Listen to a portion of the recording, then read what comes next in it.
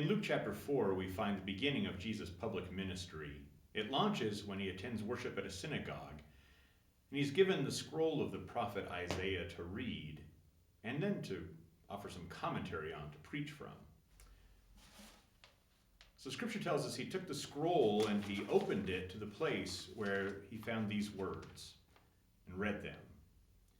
The Spirit of the Lord is upon me, because he has anointed me to bring good news to the poor.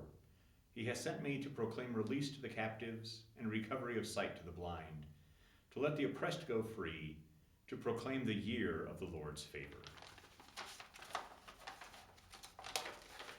And Scripture tells us he rolled up the scroll, laid it aside, and began to speak to the people by telling them the words, "This Scripture has been fulfilled in your hearing today." For the gospel to be the gospel, in other words, to check ourselves and make sure we are bearing witness to Jesus Christ and not some made-up version of him, then what we say and do must be good for the poor, it must bring freedom, and it must bring new or renewed vision.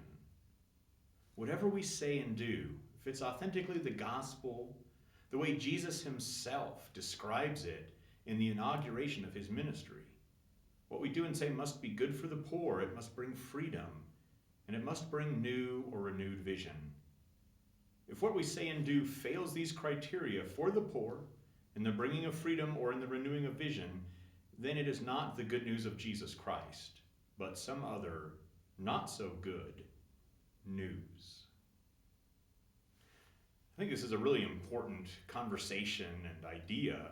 So I invite you to join the conversation with me. You can comment below in this video. You can join us for worship this weekend, or you can just think about these things for yourselves.